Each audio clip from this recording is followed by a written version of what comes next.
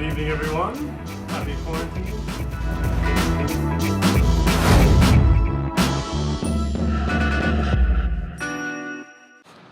Hello. Welcome to Get the Fork Out. I'm very excited. Today's host is a friend of mine, another chef in the industry, and he's on Instagram. He is the Yacht Chef on Instagram. He started a few years ago, and he does really amazing videos on kind of how-to and just insight into the business. So if you're already in the industry, check out his videos. If you're not and you're curious about it, then definitely check out his stuff. Great guy, hilarious dude, and we talk about provisioning along with many other things. Without further ado, Dean Harrison. All right, hello, the Yacht Chef, Dean Harrison. How are you today? Good, bro. Good. How are you? Very well, very well.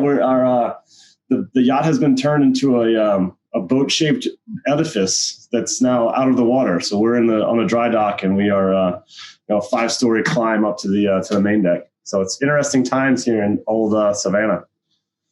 And also, it looks like we've swapped positions, I believe. Except I just don't have a motorcycle. Yeah, but you are in Mexico, where country I know and love.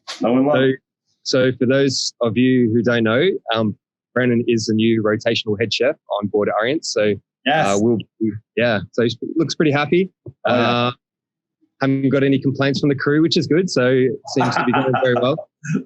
Actually, it's a really good crew. It's an amazing crew. Well, first of all, thank you for the opportunity. It's you asked me a few months ago my ideal job, and I said, rotational charter on 100 meter, but no, this is the size. Rotational charter, busy 60 meter. Stoked, dude. Thank you.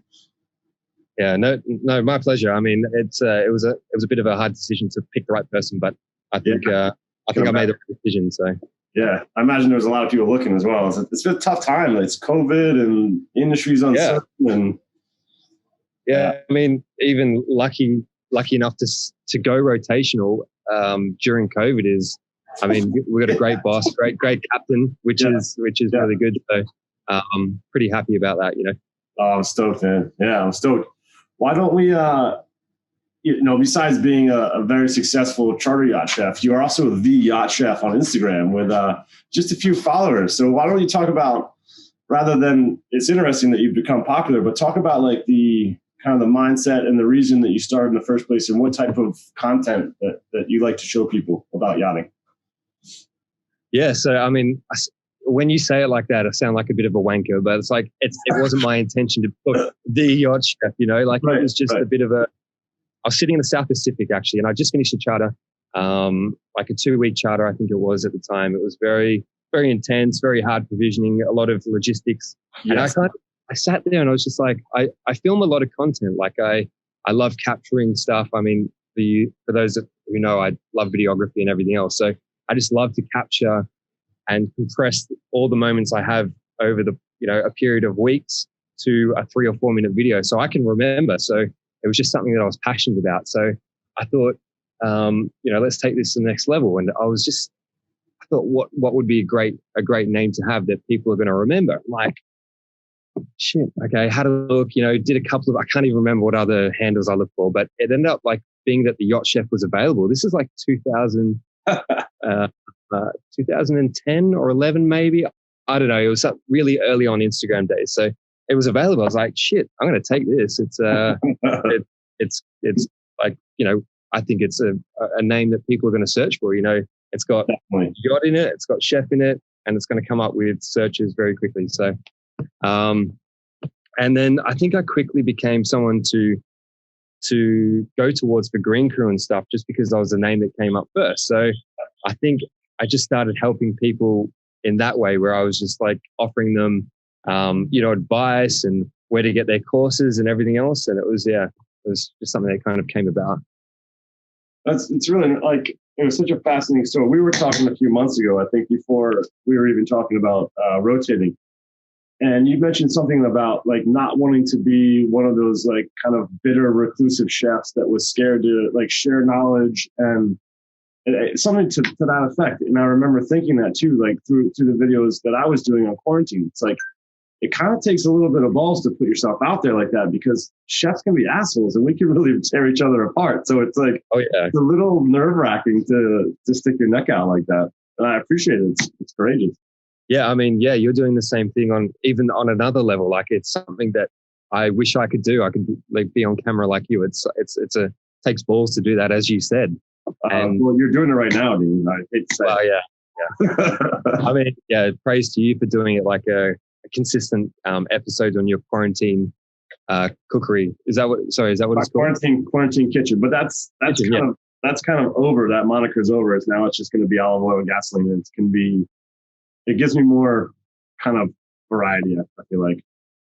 Yeah. And so I don't know what my point was there, but just about like sharing knowledge and out and yeah. So I guess it's you got to put yourself out there, whether it's shit, whether it's good, whether all of the good and the bad. I'm not there to hide.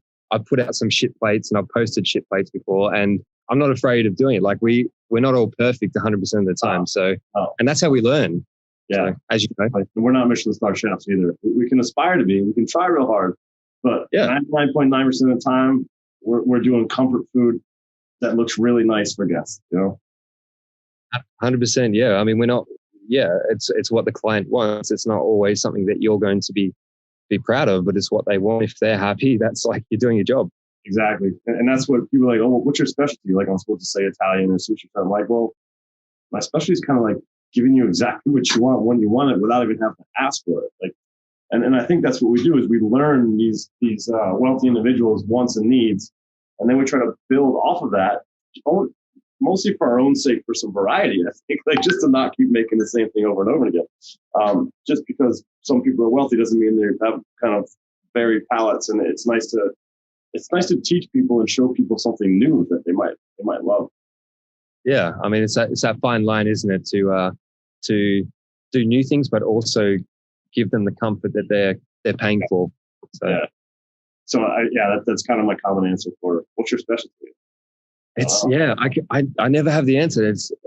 I was on the Super Yacht Radio just a couple of days ago, and they're like, I knew it was coming. I knew that question was coming, and I still don't have an answer for that. Like, well, steal mine if you think it fits, because it's like, or you can say like, I'm attentive. I just try to pay attention. I try to learn, like, when the plates come back, what do they look like, what they eat, who ate it. Yeah. It helps. Yeah, sure. Exactly. It's personal experience. Like I figured out a long time ago on a charter, like, or just even private, it wouldn't matter.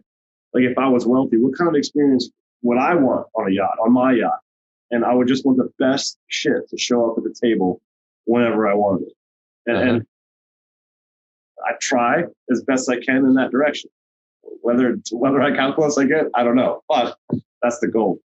Yeah, I mean, it's actually nuts to think about it. Like, I mean, Arience is $600,000 a week before costs on top of that. To think people are paying that amount of money, that pressure on top of the chef is like, the food can make or break it.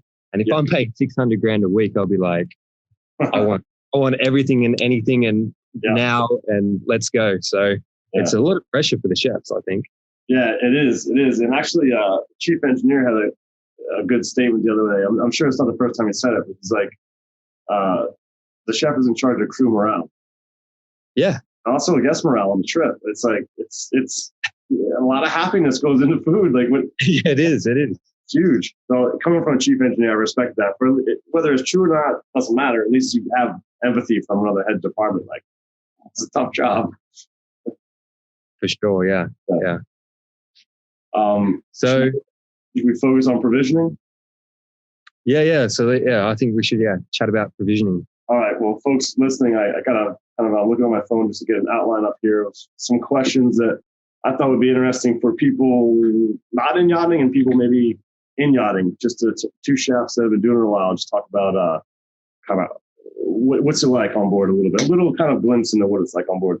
No, you're out of focus. Really? That's weird. Because on this thing it says I'm.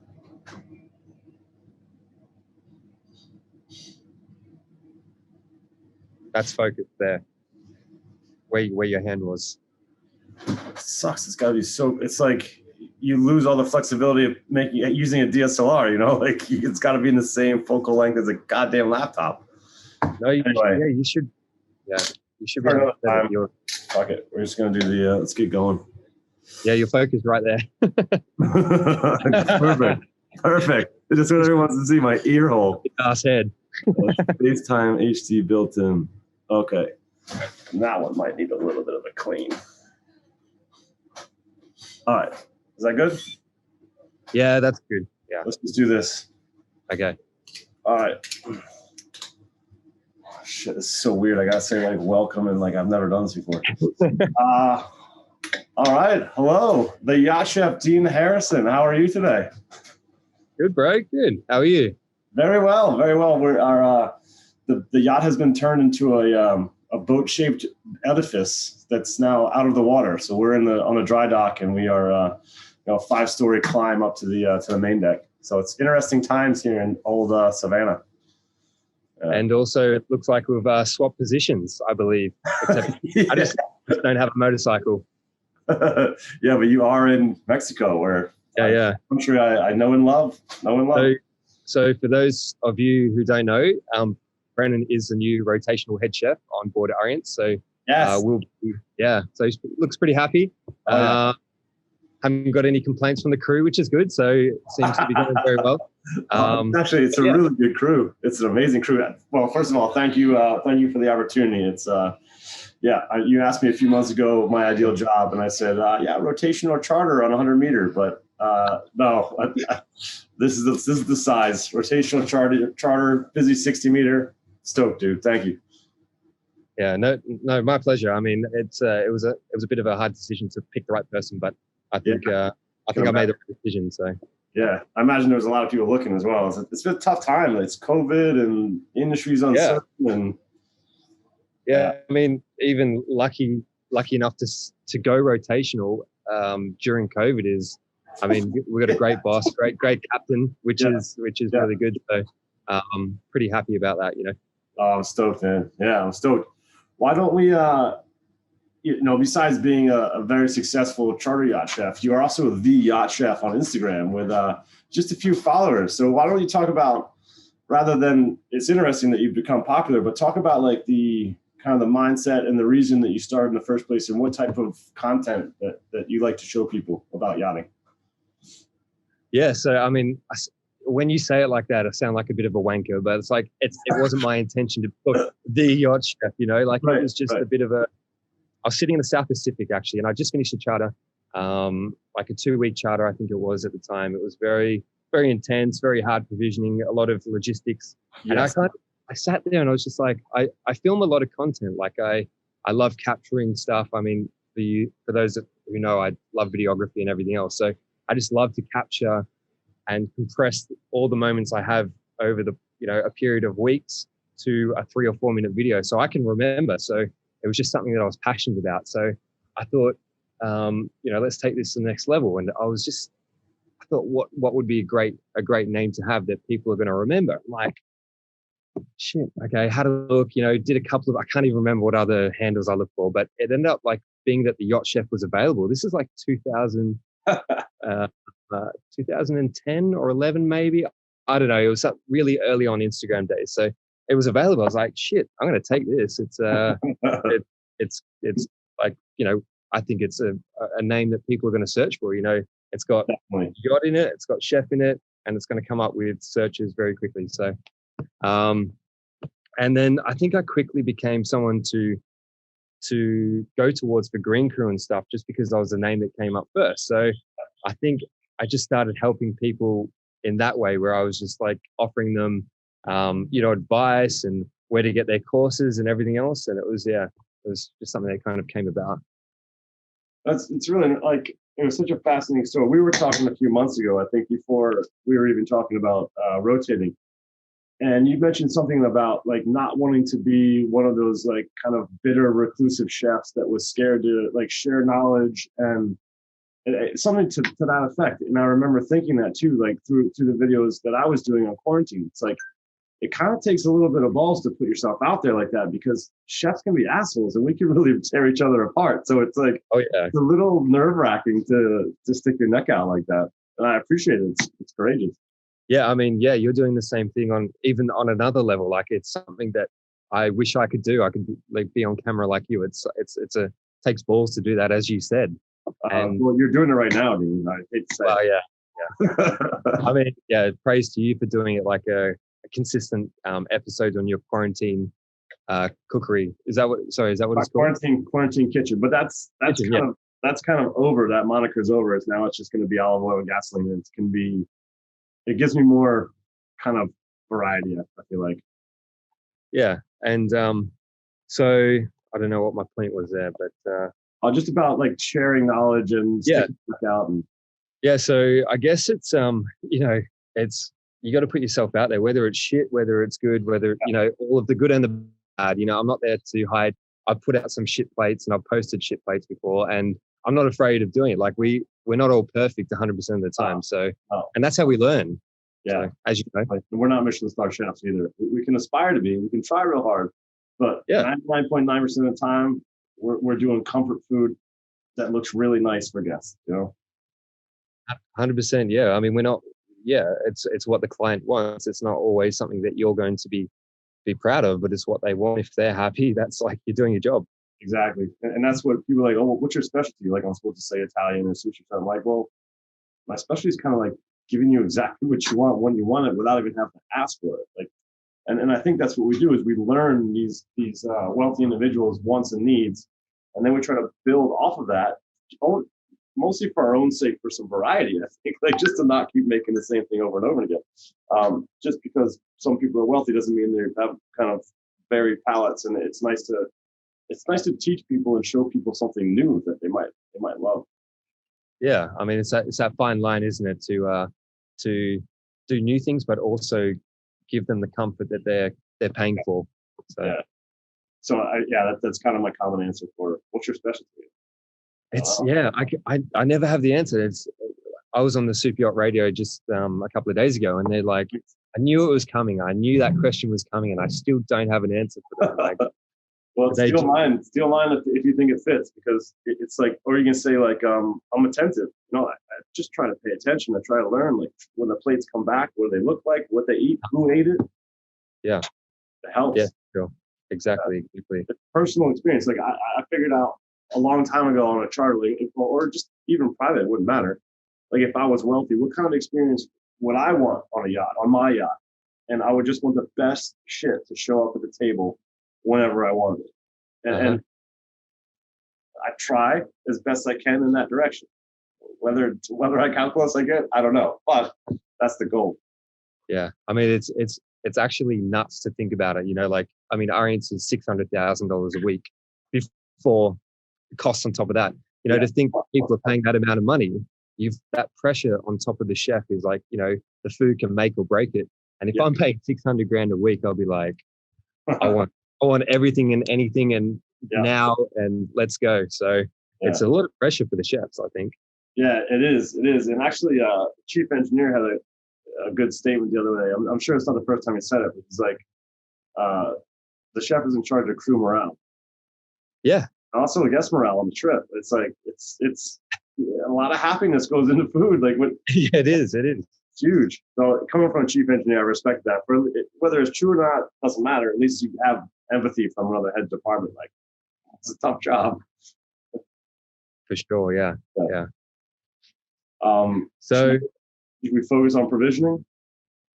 Yeah. So I think we should chat about provisioning. All right. Well, folks listening, I gotta kind of look on my phone just to get an outline up here of some questions that I thought would be interesting for people not in yachting and people maybe in yachting. Just two chefs that have been doing it a while. Just talk about kind of what's it like on board a little kind of glimpse into what it's like on board. So have you had to like deal with any kind of food budgets for guests, private, charter, crew, anything like that in the past? It's probably my most boring question. Yeah, I mean, it just depends really. Like I think most of my career hasn't been really tracked as much. So, keep the crew happy, keep the guests happy, and that's your main priority. So other than that, nothing's been brought up. Arience is a little bit different. A much larger yacht where they track everything's budgeted. Obviously besides guest or charter provisions, but yeah, I mean, it's not hard to keep within those budgets. If everyone's happy at the end of the trip, that's the main goal. Yeah. I think.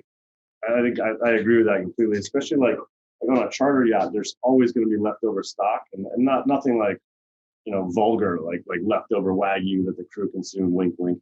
But there's leftover, so you can kind of, it's creative accounting and just make it goes easier on the crew budget, which I think is around like, well, I want to say like $15 a day. What do we just talked about it? It's per crew member, so it's actually it's not ridiculous, but it's definitely workable, and you can get some good protein in that price, and that's kind of what we're talking about. That's the biggest ticket item is the protein, the meat and the fish. Yeah, for sure. I mean, especially if you got some big meat eaters there, like all the deck boys and engineers coming in. Like sometimes I have two steaks, So yeah. Well, all right, let's move on to the next one. That's the other ones are going to be a lot more exciting, more interesting. What's the hardest place you've ever provisioned in your career? Oh, I want to say, so I started my career in the South Pacific, the first 3 years, kind of New Zealand, Australia. Yeah. And that was, I mean, I got thrown in the deep end. Like I got sent to New Caledonia, which is actually the best of the islands because it's got that French influence. So you've got the baguettes and you've got all the cheeses and all that kind of French produce, which was amazing. But you'd go to the outer islands and that'd be like, anywhere like Vanuatu or Fiji. You've got papayas, coconuts, and that's pretty much it. So it got to a point where I was in, traveling to some of those outer islands, and you had no choice but to use what you had. Yeah. And I never used provisioners in 3 years. I never used provisioners. I went to the local market as well. So on your own, right? Yeah, by myself. To think about it now, I was just like, I was really young. I was enthusiastic. I was new to the industry, and I was just like, yeah, let's go. And I burnt out. Like through 3 years, I absolutely burnt out. I got to the end. I'm like, my back's ruined. My mentality of it all, I was just absolutely knackered every single way. So, it's not necessarily a good thing to do all that. Like it's fun and exciting to go get all the produce yourself, but sometimes it's unmanageable. Yeah. As you know. Yes. Yeah. I think this goes on to another thing that I've thought of over the years. Like, ideally, you want to get a job that puts you in the best. I can't get this out today. That puts you in a place to do your best food. Like I want to work in a situation, the whole kind of package together as one that puts me in a position to do my best food. And I feel like Soul Chef doesn't offer anyone that. And I know really talented chefs that do it, and they love it, and they've been in the game as long as you have, as long as I have, but they love it. I'm like, all right, well, I don't love doing 5 meals a day and running around provisioning and doing all the cleaning. It's nuts, and you're just like your head, the water's here, and you're just like trying to stay afloat. It sucks, like all day, every day, never ends. It is. And the thing is, like, other people from the outside don't see that. All they see is the food getting on the table for breakfast, lunch, and dinner. That's all they care about. They don't care what happens in the background. They don't care that you've been out there sweating, all day running around, 5 trolleys, it doesn't. All that doesn't matter. So if you can get away with it, and if you can work it in a way that you're putting out the best food you can, spending as much time in the galley rather than sparsely dividing yourself into all these different areas that you just don't have time for. It's exactly. So I mean, my view is, it's if you can manage it in that way, if not, what you can do is you can get local fruit and vegetable suppliers. They're not going to charge you provisioning prices. They're going to charge you a restaurant price. So it's wholesale as well. So it just adds, it keeps you away from the stoves, which is ultimately where everyone should want us is to be cooking cool shit. But a lot of our job is finding cool shit to cook, and a lot of experience comes with that. I think my hardest was Malé in the Maldives. Yeah. Going through the Maldives, just in general, provision there was really tricky. Nothing like what you did constantly for years on end, like in Vanuatu and the South Pacific. I haven't been there yet in my yachting career, but that was definitely the hardest. We were getting some pretty gnarly food. It wasn't, it wasn't good. It wasn't even clean. I wouldn't even call it. It was rude. A lot of that gets flown in from Sri Lanka, right? Or Dubai. Yep, you're right. It comes meets in the middle. Yeah, wow. Then we did sort out. I think we're using Asia Pacific, which is also our agent, which is something I always avoid is using.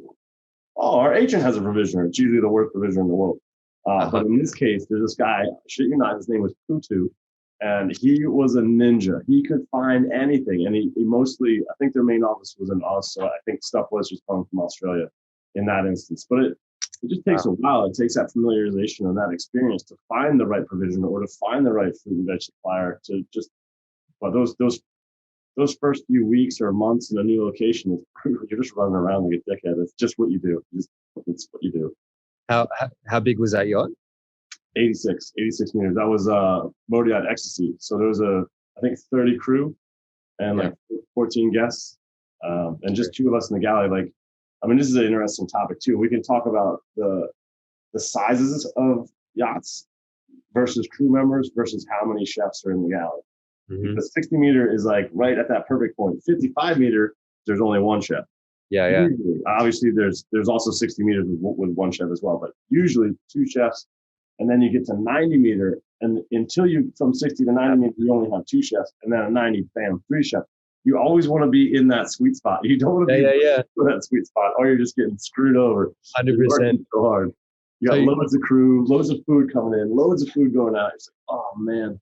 So Ecstasy was just before that third chef, right? 86 meters. Exactly. Yeah. So it would have been like, for those of you who don't know, I mean, it's like 90 meter plus, you'd get like a third chef maybe. Yeah. Yeah. So, I mean, that's crazy. Like that's a lot of mouths to feed. And I mean, compared to me working on a 30 meter in the South Pacific, okay, sure, there's a certain service level that I had, but it was never going to be as good as an 86 meter that would be expected. You know, these people would fly in and I guess expect the top level service and be like, I don't care if you think you can't find something. I want you to get it. Right? Yeah. So, I mean, it's stressful, man. Yeah, it's stressful. And sometimes I feel like getting ready for a trip is actually harder than the trip.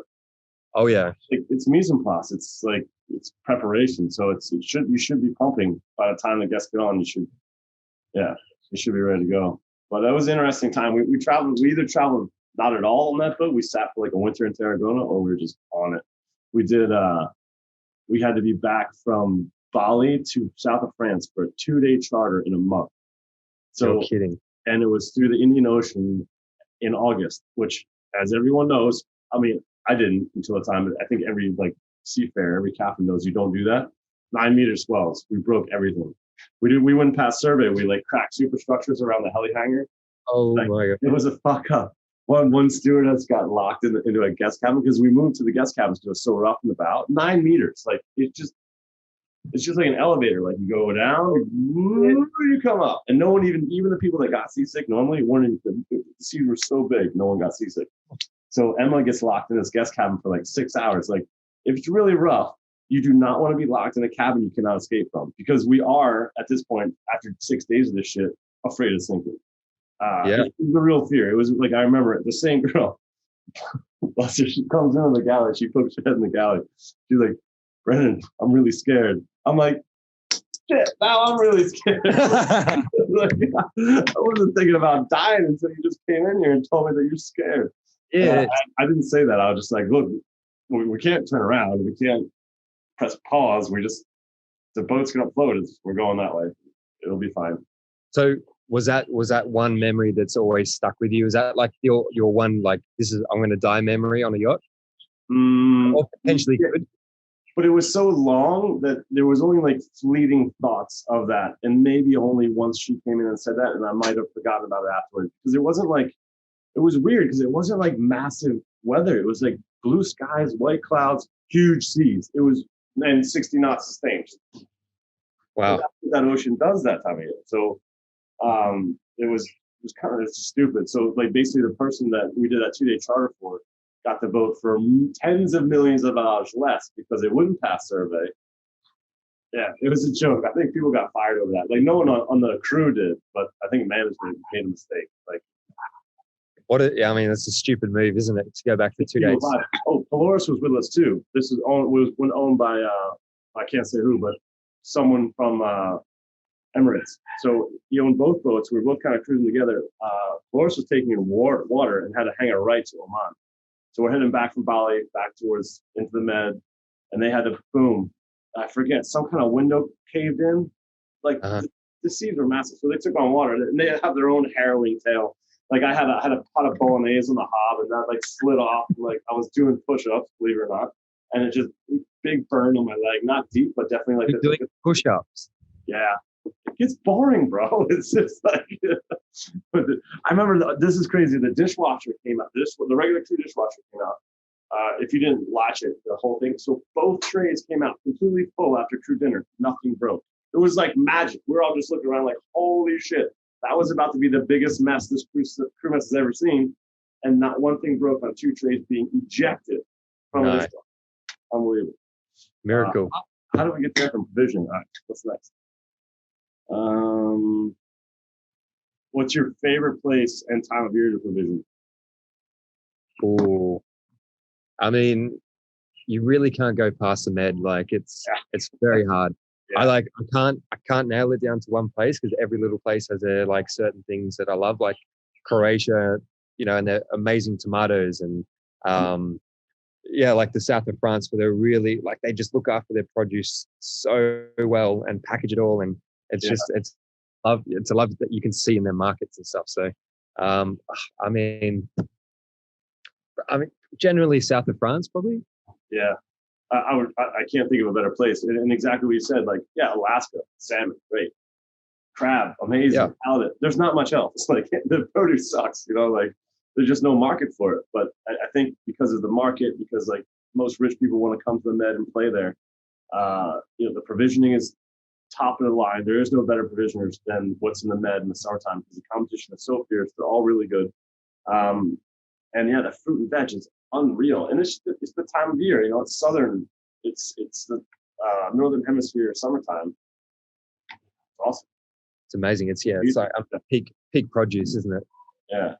But also that fact. I mean, a lot of people don't understand the logistics of getting produce from all over Europe is quite easily these days. You know, like these provisioners have just got it sorted. You could have anything you wanted within 24 hours or less. Yeah. True. So, you know, it's not a big deal these days. Before, I felt like it used to be a little bit harder. Maybe, I don't know. Well, it is harder, even in the U.S. You know, it's not as organized. It's not as it's just harder, and the quality is not nearly as good. So even when I'm in the Caribbean, I don't get stuff from the U.S. I get it from you get it from Holland, like because you're in St. Martin or around St. Martin usually, and things get flown in on the what's the Dutch airline or the French one, doesn't matter. It comes in from Rungy Market outside of Paris, and the Dutch do like the coolest hydroponic stuff all winter. So again, back to pressure, because like people expect the tomatoes in March to taste like the tomatoes in August. They don't. Mm-hmm. They never will. Like, oh, these tomatoes don't taste right. It's like, well, it's fucking March, dude. What did you expect? Like, just because you have money doesn't mean you can have August tomatoes in March. Sorry. So that's pressure. You know, that is a high expectation season in the winter, and the produce doesn't even touch with the summer produce. Yeah. I think that's a challenging time. So you cut out there for a little bit, but I get the gist of it. All right. I know you've been in the industry a lot longer than me, and you've done things like this a lot longer, because I started, as I said, going to the markets and, you know, really getting out there and not using provisioners. But, you know, when I got on Arience, and like, you know, you have the choice of flying stock in from Europe to the Caribbean, and you're like, what? How does that make sense? America's right there, you know. But it's just it blew my mind the lengths that we go to give the best produce possible. It's crazy. Yeah, and the avenues that are open to us. Like, and the only reason that's even practical is because the St. Martin, as you know, this is for everyone else, is that it splits a Dutch side and a French side. So there are direct flights from France and Holland all day, every day, all night, every night.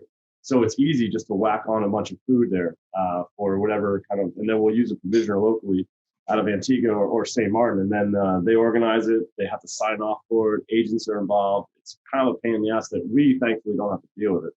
And that's how. I mean, it would be rough to survive. Like when COVID started last year, I did an 8-week charter starting in March in Antigua, and we had to get everything locally. And we had like it's so crazy. We had this woman that she owned a bar that got shut down, so she just turned into a provisioner for us, and she was awesome. This Aussie woman, and so she just go around buying stuff because we weren't allowed to leave the boat. We were on lockdown. Guests were on lockdown, and yeah, it was hectic. But I mean, it would be really hard in normal circumstances to cook that way with just some really shitty local ingredients. No offense, Antigua, I love you, but no. Goats and weed, aren't they famous for? Yeah. Oh man. I saw a friend's story the other day, and literally it was like they went and like picked up a goat, literally to barbecue, like right there and then. They like went through the whole process, and Wow. it was pretty hectic. It was just like literally there's just goats and weed on the island. Like real weed? Yeah, Ganja. No shit. ganja. Yeah, I've heard I guess. picked up before. They should smoke goat with weed. Marijuana goat. Yeah. I had goat. Yeah, I had goat quite recently. I gotta dig through my video of them like cutting the neck and bleeding it out, and yeah, they roasted it. It was like I thought I was gonna be in charge of it, but they just took care of it. It was awesome. It was really good. Goat's excellent. I've also had one delivered to the yacht in Greece. The Brazilian owner, Brazilian charter guest, knew a guy, had a guy, fresh goat. So like when I squeezed like the goat's forearms to like lift it, it was never refrigerated. It felt like oddly human, and just, yeah. And then just I hung it upside. I cut it into pieces and then hung it with hooks from these things in the Rationale oven. I don't know if you can see on the video. And then it just hung and roasted that way. It was awesome. They loved it. But I got this eerie feel of a huge gnarly goat. But all right, next question. All right, this is kind of a nuanced one. Shopping at a supermarket or outdoor market with guests on. Do you do it? How do you balance your time? How does it affect the rest of your day when you do it?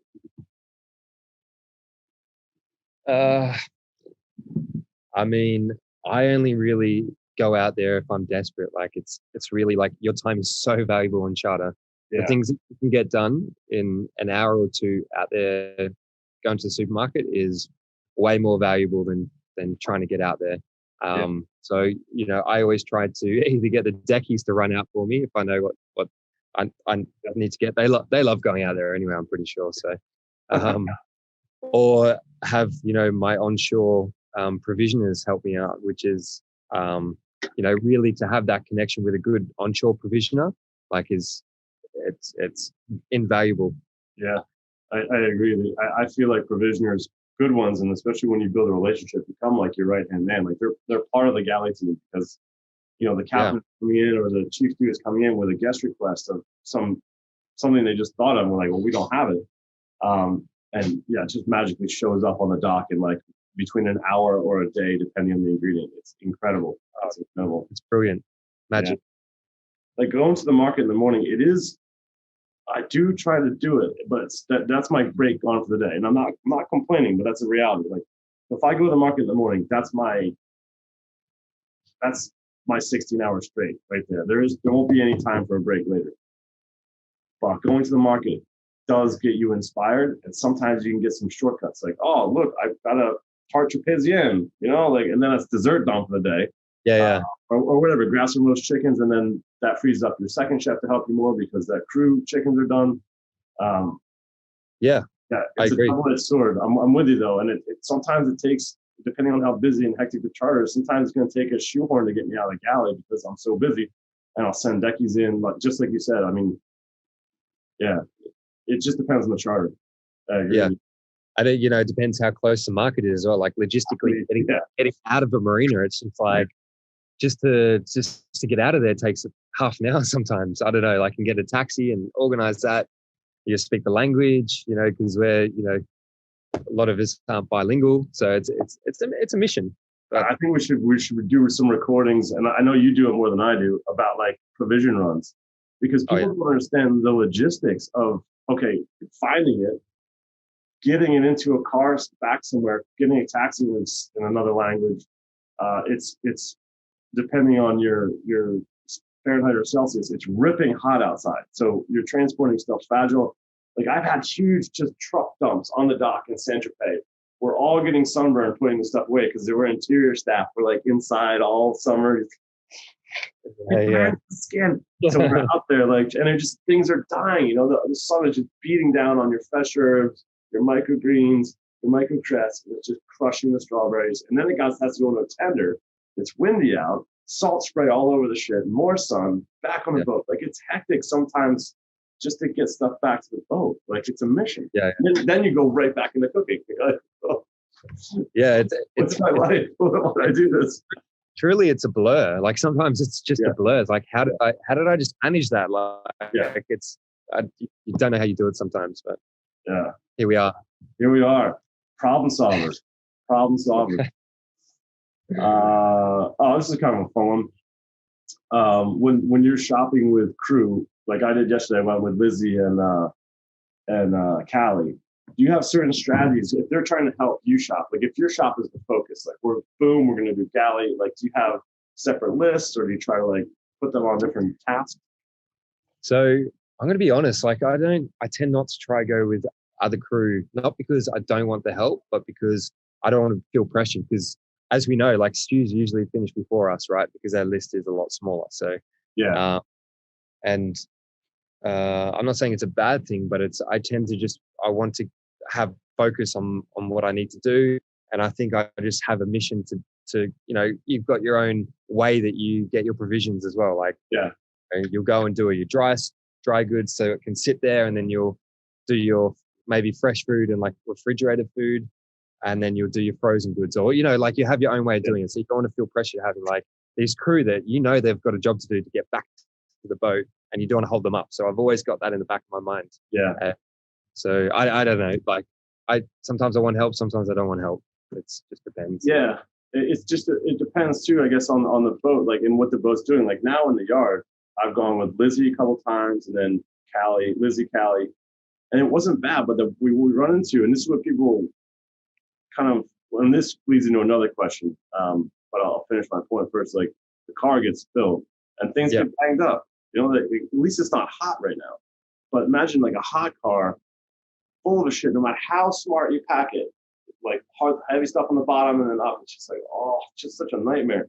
So this leads into the next question with a lot of, I call bullshit on it, even before you give your opinion. I'm like, is it when captains usually, mostly it's management saying that the chef should go out and shop versus using a provisioner. Say you're in port, no guests on, 60 meter, 2 people in the galley. I'm still going to bang the drum of it's better to use a provisioner, and it's probably cheaper, even though they don't think that. It's the idea of here, but you say it, because I'm just going to answer my own question. That's not that fun. Yeah, I mean, we all have our opinions deep down. We all know what the right answer is, but you've got these people that haven't done your job. They've never been in your position. It's not their, it's not what expertise. It's not their expertise. Like it's not, they're trying, it's like trying to, chime in on the engineer's job and saying, I think you should go out and get the oil, or go out and get this and this. Like they're not going to do it. Yeah, I mean, it's just not something that you do. But somehow the chefs always get grilled. Always. There's no way around it. We're always a point of conversation with management, with captains, with owners. It's always something like, to save costs there. But still, it's one of the most important things that people expect on a charter or the crew. Yeah. So, which brings me back to my point is, you can work it in a smart way. Like restaurants, you think of restaurants, they don't go out and get their produce every day, do they? They get wholesale. They get wholesale fruit and veg. They get wholesale seafood, wholesale meat. It's the same for us. We can achieve those things as well. We can achieve at cost price. We can achieve delivery in refrigerated trucks, delivered, every few days, weekly or monthly. And I know you have the same mindset on this, and there's no reason why we cannot do this. We're saving costs in the sense of getting it wholesale. We're saving time that it would cost us if we put us on an hourly rate to go out and do it, and we could be doing other things that mean more, like upkeep of the galley, cleaning, all that kind of stuff. And then we're also saving money because it's I think I said that maybe wholesale. I don't know, but there's so much reasoning behind it, and I know you agree with me. And it's so hard to get that point across. I don't understand why it's not something that should be a standard across the industry. I completely agree. And the only other things I want to add is that it depends. Maybe if it's a smaller boat and there's not so many mouths to feed, then you can fit everything in the car without completely fucking it up and wasting it. It's completely what you said, where these people that are making these decisions, that are putting these restrictions on us, they don't know what they're talking about. And this, well, at least it's, now we have a platform to vent. Give our truth. But basically, even if you like wholesale, I totally agree. But even provisioners use wholesalers too. So even if they whack it up 20%, it's still going to be comparable or even slightly cheaper than shopping, getting into a car, getting it onto a conveyor belt, checking it out, bagging it, putting it back into a car, putting it into a taxi, taking it out of a taxi, putting it into a dock cart, getting it onto the boat, or the ship just shows up nice on the dock in a refrigerated truck and you put it away properly instead of finger bashing it all over the place. Like it's bad, but it's cheaper, right? And keep us cooking. That just keep us cooking and cleaning. This shopping thing is like, oh, no. Yeah. I don't understand how that gets forced on us. But. Yeah, it does. It does. That's it. Let it out. I feel like we're having it's cathartic. I feel better already.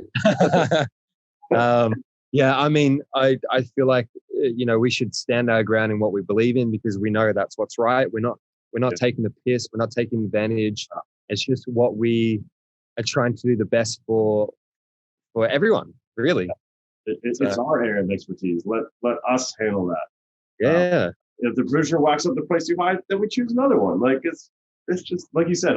I've never thought of your restaurant angle. That's a good one. You like, do restaurants go to Costco? No. Maybe some. I don't know. Maybe some do, but it's general rule of practice. Like, I mean, we've all worked in restaurants, and it's just the way it works. We could be looked at as a restaurant, except we're not there to make a profit, and we're having $1 million guests on board. So maybe we should talk about that, because I do think that's one of my favorite parts of cooking the way that we do, is that we don't have to make money off it. We have the freedom to do whatever we want, no matter how luxurious or expensive it is. We can play with whatever we want to play with. Isn't that still blows my mind? Like we're caught up in it, but if you think about that, that's just like the dream. That is a dream job for a chef. Yeah, like I agree. These ovens, I mean, a restaurant's got to pay for that somehow. This Thermomix over here, restaurant's got to pay for it. They got to justify it. We're just like, put it in a little email. Okay, can I get that? And they say yes, and that's it. It shows up or whatever. It's great. It's incredible. Yeah, I mean, not only the best produce, but as you said, like some of the best equipment that you could think of, like just to stay ahead of the game and be the best chardio and be the best chef. So. It gives us free reign to experiment and do cool stuff and do research. Nothing's out of our grasp. Nothing we have to scrimp and save for 6 months to a year to be able to afford. It's like just have to justify it. But yeah, I love that part about our job. Incredible. That's why it's so hard to leave, right? Yeah. Oh man, imagine going back to a restaurant now. Having your own. Having what? Having your own. We've all thought about it. I believe we've all thought about it. We've all played with the idea, but you start to talk about profits and surviving in COVID times. Like you've probably got a few mates that have restaurants, right? So you've seen how tough that kind of stuff has been. Like you don't expect stuff like that to happen, but you've got to prepare for it. It's tough, man. I've had a job this whole time, and I'm so appreciative of that. And these people have lost jobs in restaurants, and it's just savings. They're good. They've lost their future completely. They're done. Yeah. They got to start over again. Which I mean, I don't mean to say they're done, but they've got to start over. I think COVID has exposed how fragile the restaurant industry is. I don't think we see it again like it was. I think it needs to be. I mean, maybe it's kind of like just shining a light on something that needed to change anyway, because it was like the first to go was restaurant and bars. All right, they're closed. Like, whoa. And they're on such shoestrings, and everyone thinks they're like, it kind of cracks me when you sit down to a meal with someone like, oh, let's make a lot of money here. If the things are expensive, I'm like, the margins are like this. If I paid $500 to go to a tasting menu per se in Manhattan, that The Chef is Rich. I'm like, wow, Thomas Keller does pretty well, but this is high rent. You know, this is right over Central Park. So I figure where I was going with that. Yeah, going back to that game, I don't think it's for me. But how about this?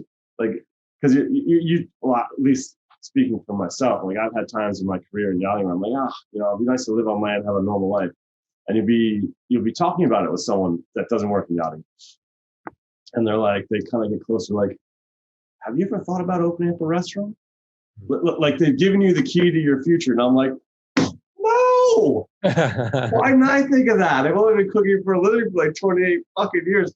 Thank you for saving my future. I never would have. Brilliant. I love that one.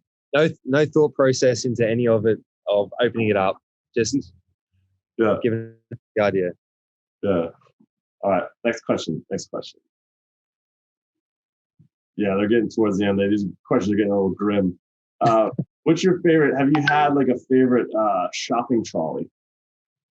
Like the one that folds up and you got taken ashore through the tender? Because that's another thing that like people not in yachting know about. It's like getting just from water to land and back.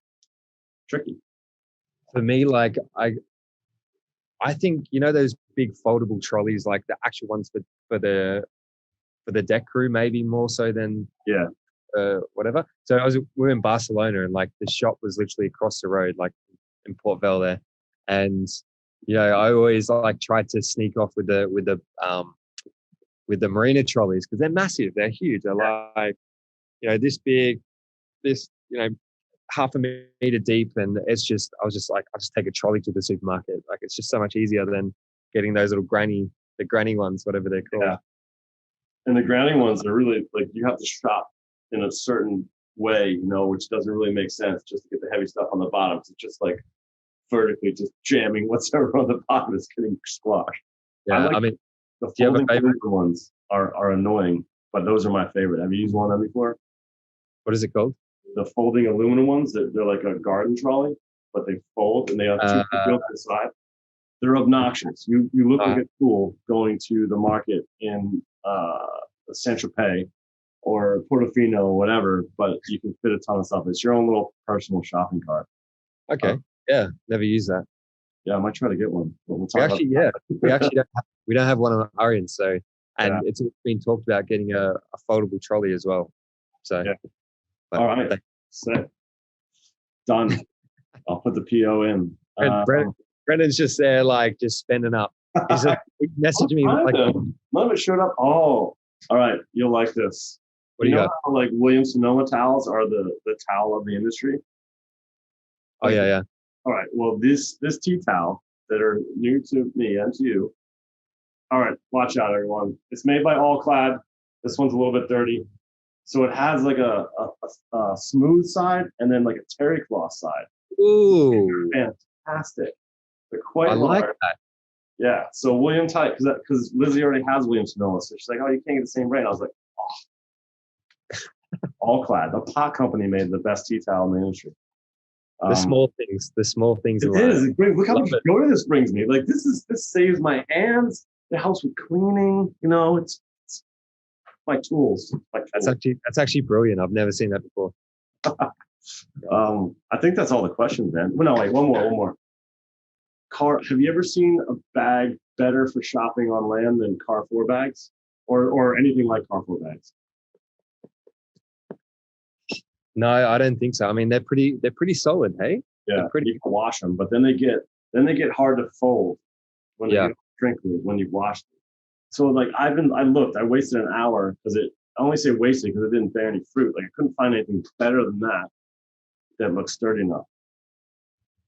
Yeah. I mean, I think the next question is, are you a scruncher or are you a folder? I'm a folder, man. I'm a folder. So you must have hated. Did you find my like bag stash? Was it scrunched?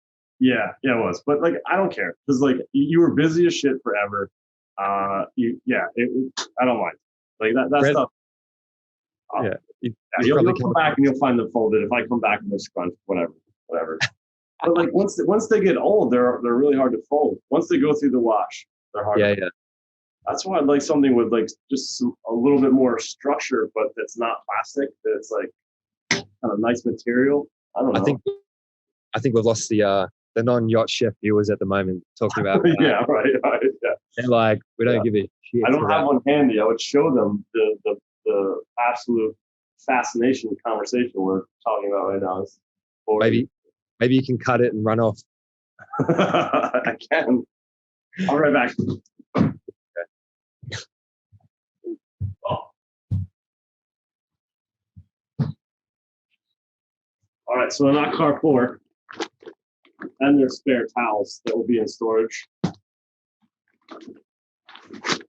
Okay. These things, these are from Publix. Yeah. These are very small. We have a lot more of these.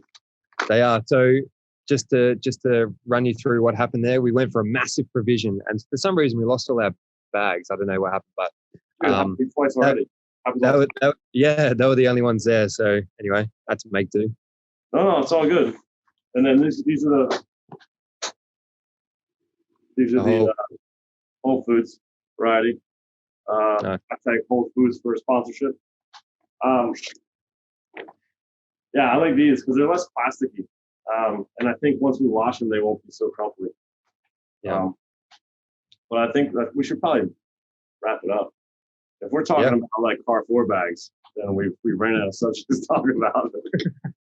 Well, I mean, I feel like this would be so beneficial to obviously yacht chefs, wannabe yacht chefs, and even just the general public. Like, I've just spotted your knife when you left there. That really cool knife back there, far left. This one. Which one? Yeah. Can I have a look? Yeah. What brand is that? So this is a Takeda from Japan. So this is like entry level hand forged. So I think it costs about $500. I love it. It looks like it kind of looks like a murder weapon you'd find underneath a couch. Like, it's so thin. I think once you go Japanese, like you don't go back to German because they're so thin, and the tang only comes to here. You can feel it. So it's a real front heavy knife, which makes it even faster. Where like even this one is like way too much weight in the handle. This is a good knife too. I love it. It shouldn't.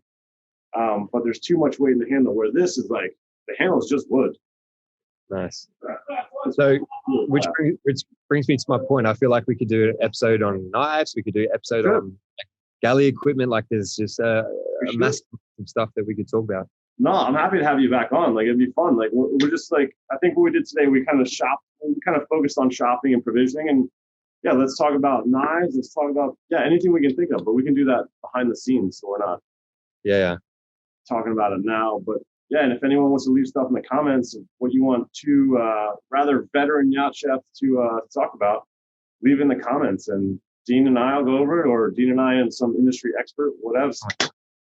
Galley design, we'll talk about, do a 2-part series on that. But thanks for coming, man. It's been fun. Is there anything you want to talk about? Any projects you're working on other than coming back to Arience? I mean, I've got a bunch of things in the background, which has been great because I've had, I'm on 10 weeks rotation now. It's really incredible. I'm absolutely loving it. Nice. You just put on the back burner when you're full time. You're just like, no, I'll get to it.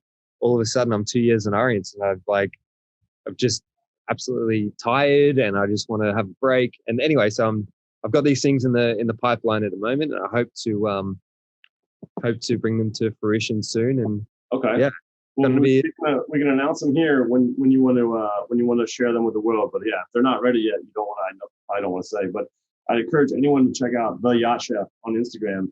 Dean is obviously a talented chef, but he's also a talented videographer and photographer. So it isn't just about like yachts and cooking. Like he just did this amazing little was it 6 minutes on the Galapagos, but like great soundtrack, cool like just what you were able to see. And I noticed the weather sucked the whole time, but it was still beautiful.